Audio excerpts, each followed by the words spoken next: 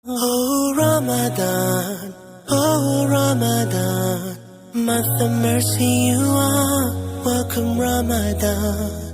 Bismillahirrahmanirrahim. Assalamualaikum warahmatullahi wabarakatuh. Waalaikumsalam warahmatullahi wabarakatuh. Sahabat-sahabatku dimanapun berada, syukur alhamdulillah Allah masih memberikan kesempatan kepada kita. Dan pada hari ini masih berada di channel Hari Trisdianto Official dan juga acara masih di Kurma Basah kajian umum Ramadan bersama Ustadz Hari. Nah, hari ini kita berada di Pondok Penghafal Al-Quran di PPTQ Aroyan, dan alhamdulillah saat ini kita berada di Masjid Aroyan. Nah, hari ini memang spesial. Ada dua narasumber di samping kanan dan samping kiri saya, dan beliau ini adalah orang-orang luar biasa. Samping kanan saya adalah tidak asing lagi, beliau adalah Ustadz Hari Trisdianto LC. Beliau selain pengasuh pondok pesantren Tahfidzul Quran Aroyan juga sebagai dosen, dan di samping kiri saya juga begitu Ustadz Hanif Muhammad Hanifuddin MSc, nama lengkap beliau juga sebagai pengasuh pondok pesantren Tahfidzul Quran Aroyan sekaligus dosen. Nah, pada pagi hari ini ada satu tema yang menarik yang akan kita bahas terkait dengan pentingnya pendidikan akhlak dalam Islam. Nah, kita sapa dulu beliau berdua. Ustadz Hanif dulu ini akan memberikan materi. Assalamualaikum Ustadz. Waalaikumsalam warahmatullahi wabarakatuh. Bagaimana kabarnya? Alhamdulillah Mas Indar. Iya, alhamdulillah. Sehat. Luar biasa. Kita masih semangat. Alhamdulillah. Nah, dalam pendidikan akhlak, pendidikan dalam Islam ini kita akan melihat bagaimana Rasulullah mendidik para sahabatnya sehingga menjadi orang-orang yang luar biasa. Monggo Ustaz bisa dimulai. Langsung. Ya. Ya. Bismillahirrahmanirrahim. Assalamualaikum. Alhamdulillah wassalatu wassalamu ala Rasulillah. Berbicara tentang pendidikan, kemudian kita feedback kepada pendidikan masa Rasulullah SAW, maka kita tidak akan bisa melupakan peran sentral dari Rasulullah SAW sebagai seorang pendidik. Jadi Rasulullah itu ada yang mengatakan bahwa selain Nabi, Rasulullah itu juga pendidik, juga panglima perang, juga bapak rumah tangga, lengkap lah. Kompleks. Jadi kalau kita ingin mencari sisi apapun dari kehidupan Rasulullah ada, termasuk dalam masalah pendidikan ini. Dalam masalah pendidikan, sebelum Rasulullah SAW diutus menjadi Nabi dan Rasul, kita ketahui bahwa Rasulullah ini sudah berakhlak dengan akhlak yang baik. Ini yang paling penting. Jadi ini kunci sebenarnya, kunci keberhasilan pendidikan salah satunya adalah akhlak dari pendidiknya dulu. Pendidiknya dulu. Rasulullah itu sebelum diangkat menjadi Rasul, itu sudah diakui oleh masyarakatnya sebagai orang yang berakhlak baik. Bahkan beliau mendapatkan gelar Al-Amin, ya saya. Ini Al-Amin ya, Al-Amin. Jadi dapat gelar Al-Amin. Penduduk Mekah pada waktu itu telah melihat Rasulullah itu sebagai pribadi yang paripurna, walaupun belum diangkat menjadi Nabi. Jadi akhlaknya itu sudah nggak diragukan. Kalau ngomong A, orang tidak akan menyimpang dari perkataan Rasulullah. Oh ya A gitu ya. Rasul mengatakan B, semua akan mengatakan B. Jadi ini landasan dasarnya bagaimana kita membaca pendidikan pada masa Rasulullah SAW. Jadi Rasulullah itu sebelum diangkat menjadi Nabi, akhlaknya sudah baik. Nah ini merupakan poin penting yang harus diperhatikan oleh calon-calon pendidik. Nah, calon-calon pendidik kalau bisa ya ngikuti ini, karena ini uswah. Sebelum dia mendidik orang lain, didik diri sendiri dulu dengan akhlak yang paripurna.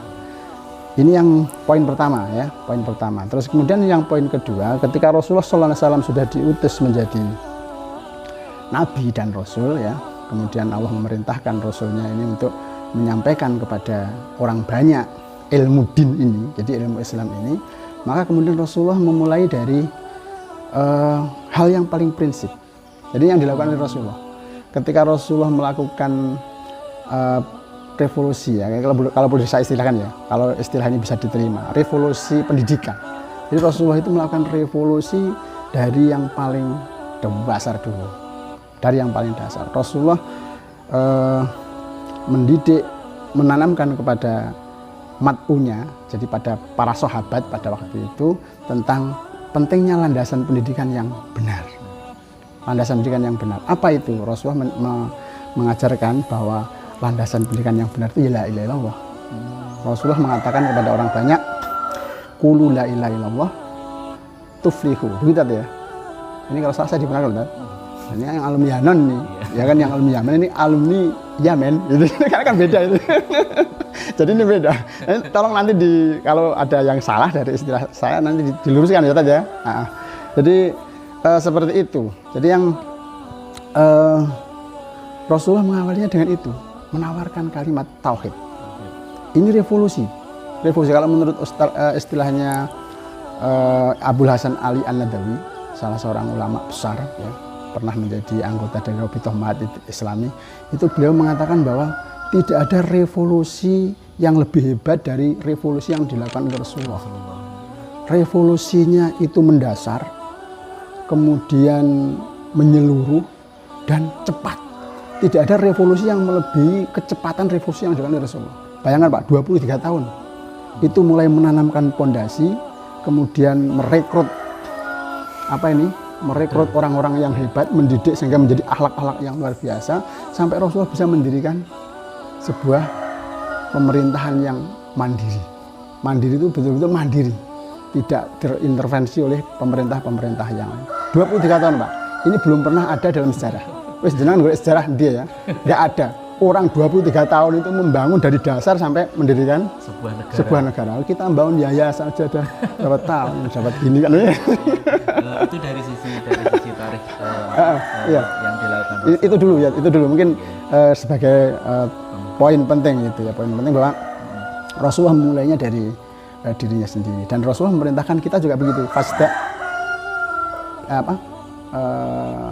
Mulailah dari diri sendiri. Kita hadisnya mulailah dari diri sendiri sebelum orang lain itu, sebelum orang lain. Seperti yang dikatakan oleh Agim itu ya.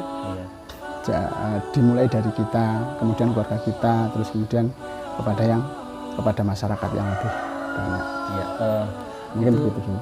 Luar biasa ya, artinya Rasulullah itu memang dimulai dari diri sendiri baru disampaikan, dan itu pondasinya memang benar-benar kuat, karena yang pertama dilakukan adalah la ilaha illallahnya tadi ya, artinya hubungan kita dengan Rabb kita Allah Subhanahu wa taala. Ini kalau dijabarkan banyak. Iya. Baik, berikutnya Ustadz Hari Trisdianto LC, alhamdulillah Pacitan sudah ada alumni Yaman dan salah satu pengasuh pondok pesantren kita. Assalamualaikum Ustadz. Waalaikumsalam warahmatullahi. Sehat hari ini? Alhamdulillah. Tadi Ustadz Hanif sudah membahas dari sisi tarikhnya, ini mungkin dari sisi kepondokan atau dari pendidikan akhlak dalam agama Islam, tapi ditinjau dari sisi pengelolaan kita dalam mengembangkan pondok pesantren atau pendidikan untuk kita terapkan di sini dalam pola-pola pendidikan pondok pesantren, gimana tadi? Bismillahirrahmanirrahim. Wassalatu wassalamu ala Rasulillah wa ala alihi wa ashabihi wa muwalah thumma amma ba'd. Jadi Rasulullah SAW pernah menyampaikan innama bu'itsu liutammimal akhlaq, yaitu untuk sesungguhnya saya diutus, berarti yang mengutuskan Allah itu untuk menyempurnakan akhlak. Dan tidak lain ketika kita ingin merintis pondok atau mendirikan pondok atau membuka majelis ilmu, itu melanjutkan apa yang sudah Rasulullah rintis, sebagaimana yang Ustadz Hanifuddin tadi sampaikan. Tidak ada tujuan lain kecuali itu, untuk kembali menghidupkan sunnah-sunnah Rasul, untuk kembali menghidupkan ajaran-ajaran Islam yang dulu pernah Rasulullah tanamkan. Itu salah satu cara yang paling efisien dengan pondok pesantren. Meskipun ada sekarang banyak model dengan rumah tahfidz, dengan majelis ilmu, dengan perkuliahan dan macam-macamnya, tapi bagaimanapun yang paling efisien karena dikelola dengan waktu 24 jam, diawasi dengan waktu 24 jam, dimanajemen dengan waktu 24 jam. Dengan ketika kita melihat sekarang zaman fitnah, yang sudah sulit sekali untuk membedakan antara yang hak dengan yang batil, membedakan antara yang halal dengan yang haram. Tentu kita membutuhkan tenaga, energi yang ekstra untuk mengembalikan sunnah Rasulullah itu.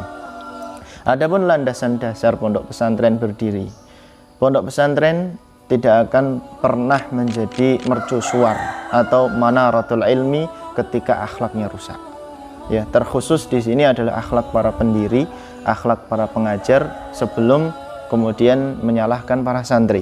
Karena santri tidak lain adalah hasil daripada buah pendidiknya. Jadi bagaimanapun kalau kita melihat seperti apa sepak terjang pondok pesantren adalah lihat pengajarnya, lihat pendirinya, lihat pengajarnya, lihat pengasuhnya, seperti apa kapabelnya, kapasitasnya, keilmuannya di dalam melihat dakwah-dakwahnya, sepak terjangnya dalam menyampaikan permasalahan seperti itu. Kalau dari segi situ sudah mencerminkan seorang alim Rabbani, dari segi keilmuan, dari segi akhlaknya, berarti boleh kita mengutus anak kita untuk menyekolahkan, karena pasti ketika apa yang dia sampaikan itu sudah mencerminkan sebuah insan Rabbani, ketika mendidik juga akan menjadi anak Rabbani. Tapi ketika begitu punya ilmu tidak bisa mencerminkan insan seperti itu, maka pasti ketika mendidik anak juga tidak begitu sempurna akhlak dan kebaikannya. Maka dari itu yang semoga dirahmati Allah Subhanahu wa taala, kami sangat memberikan istilahnya dukungan kepada para orang tua yang sangat kami apresiasi sekali ketika mempercayakan anak-anaknya untuk bersekolah di pondok pesantren. Kenapa? Karena salah satu cara yang paling efisien. Yang kedua, ketika pondok pesantren tersebut sudah menerapkan sistem manhaj manajemen yang sesuai dengan apa yang diajarkan oleh Rasulullah tadi, berarti Ar-Royan nanti insya Allah akan mengembalikan konsepnya sebagaimana tarikh, tidak akan pernah mengadakan dengan tarikh yang lain kecuali sudah kita hadirkan pakar tarikhnya, beliau Ustaz Hanif nanti yang akan menggawangi, yang akan istilahnya membina bagaimana Rasulullah dulu mendidik. Nah kemudian baru kita berikan anak-anak kita dengan kajian-kajian ilmiah seperti apa penerapannya, karena ilmiah itu adalah cara menerapkan tarikh, sementara tarikh itu harus digali oleh ahlinya. Jadi ketika sudah digali kemudian dimunculkan materinya, maka di sini berikutnya adalah penerapannya. Seperti apa akidah Rasulullah, seperti apa fikihnya Rasulullah ketika beribadah, kemudian seperti apa muamalahnya Rasulullah ketika berjual beli, termasuk juga seperti apa Rasulullah ketika murojaah Al-Quran dengan malaikat Jibril sehingga Al-Quran itu menjadi mungkin. Dan tentu masalah ini akan sangat panjang. Semoga ada sesi berikutnya. Allahu a'lam bishawab. Luar biasa ini Ustaz Hari. Kalau tadi kita dari sisi tarikh yang Rasulullah sampaikan kepada para sahabat. Nah Ustaz Hanif, kita tahu saat ini memang bangsa kita dan sekitar kita memang mengalami sebuah degradasi moral yang luar biasa dari sisi akhlak, karakter dan sebagainya. Nah bagaimana ini Ustaz Hanif memandang hal ini kaitannya dengan pendidikan akhlak dari sisi Islam? Memang ini merupakan PR besar untuk mereka yang memang berjuang di lini pendidikan. Karena hari ini saya mendengar hampir semua guru itu mengeluhkan tentang kaburnya karakter peserta didik. Kenapa kabur? Ya, kita tidak tahu kenapa kabur. Banyak analisa, tetapi ada analisa yang menarik bahwa pendidikan hari ini kenapa belum bisa menciptakan satu paket pendidikan yang betul-betul membentuk karakternya, terutama bagi kaum muslimin ya, bagi kaum muslimin. Padahal kalau kita mau mengaca kepada beberapa pendapat pakar itu ya, pendapat pakar. Saya dulu pada kuliah S2 itu pernah mendapatkan cerita bahwa salah satu dosen saya itu kuliah di Amerika, bukan kuliah studi selama 6 bulan di sana itu untuk menemukan satu sistem pendidikan yang terbaik supaya nanti bisa diadopsi untuk ke Indonesia. Belajarnya terus, ke Amerika. Iya, belajarnya ke Amerika. Ini yang bercerita dosen saya. Nah, terus kemudian apa yang terjadi? Setelah pulang, jadi setelah pulang ke Indonesia itu ngobrol di bandara itu ngobrol. Nah, 6 bulan ini apa yang kita pelajari? Apa yang kita pelajari? Ternyata yang kita pelajari ini adalah yang kita pelajari tiap hari di kampus, katanya begitu. Masya Allah. Ternyata yang dilakukan oleh orang-orang Amerika sana itu adalah kembali menengok pendidikan Rasulullah. Itu. Jadi di sekolah sana itu, ini yang cerita dosen saya, sekali lagi dosen saya Mas. Ini kemudian mengatakan bahwa oh ternyata kita ini susah-susah belajar jauh-jauh ke Amerika hanya untuk kembali mempelajari apa yang kita pelajari di kampus. Ini sudah ada pendidikan ini, yaitu pendidikan ala Rasulullah. Apa itu? Boarding school katanya. Boarding school itu apa? Ya pondok pesantren kalau kita gitu ya. Oh, pondok pesantren ning apa Indonesia wakeh gitu loh. Di Indonesia banyak. Lah ini satu satu cerita yang mungkin bisa kita gunakan untuk menganalisa kesalahan pendidikan hari ini. Salah satu kesalahan yang agak prinsip mungkin ya bahkan mungkin ada yang mengatakan ini prinsip ya, itu adalah mereka tidak pernah melirik pendidikan Rasulullah. Mereka tinggalkan ini manhajnya Rasulullah dalam dunia pendidikan ini. Mereka lebih melirik kepada Amerika, mereka lebih melirik kepada Eropa, mereka lebih melirik kepada pendidikan yang tidak berasal dari Rasul. Padahal kalau mereka mau kembali mengikuti pendidikan Rasulullah, sebetulnya lengkap. Rasulullah sudah memberikan tahapan-tahapan pendidikan yang luar biasa. Bahwa pendidikan yang terpenting itu bukan pendidikan ekonomi. Pendidikan yang terpenting bukan pendidikan matematika. Pendidikan yang terpenting bukan pendidikan bukan berarti ini nggak penting loh ya. Ini sangat-sangat penting, sangat-sangat penting. Tetapi yang terpenting dari semuanya itu adalah pendidikan la ilaha illallah tadi. Ditanamkan keimanan kepada Allah bahwa seluruh kepandaianmu, seluruh kecerdasanmu, seluruh hasil pendidikan itu nanti ujungnya adalah untuk Allah. Nah, ini yang dilakukan oleh Rasulullah. Rasulullah betul-betul menanamkan ini kepada para sahabat. Sehingga sahabat itu kalau punya duitnya untuk Allah. Kalau punya tenaga, tenaganya untuk Allah. Kalau bisa matematika untuk Allah. Kalau bisa kimianya untuk Allah. Kan hebat itu. Hebat. Ini yang ditanamkan oleh Rasulullah. Dan ini lama. Menanamkan pendidikan yang dasar ini lebih lama dibandingkan menanamkan pendidikan yang lain. Rasulullah membutuhkan waktu 13 tahun untuk menanamkan ini sampai Rasulullah menemukan sahabat yang betul-betul militan. Apapun kalau untuk Allah rela. Bahkan nyawa pun siap kalau untuk Allah. Ini yang hari ini banyak disepelekan oleh dunia pendidikan kita. Bahwa apa hari ini masih membicarakan tentang Allah, membicarakan tentang surga, tentang neraka. Ini hari ini jadi nggak penting. Surga neraka jadi nggak penting. Allah tidak masuk dalam bahasan kadang-kadang gitu ya. Kita lebih ke arah yang nampak-nampak aja. Ini yang paling penting. Yang mungkin ini kalau kita tawaran kita atau solusi yang kita tawarkan di tengah dunia pendidikan yang seperti ini ya, kita tawarkan pendidikan kita kembalikan kepada pendidikan ala Rasulullah. Jadi manhajnya Rasulullah, tanamkan akidah yang benar. Kemudian kalau sudah akidahnya benar, berikan ilmu apa saja. Insya Allah mereka sudah tertata ya, tertata. Ustadz, ini konsep mudahnya begitu. Artinya kita kembali lagi ke pendidikan ala Rasul.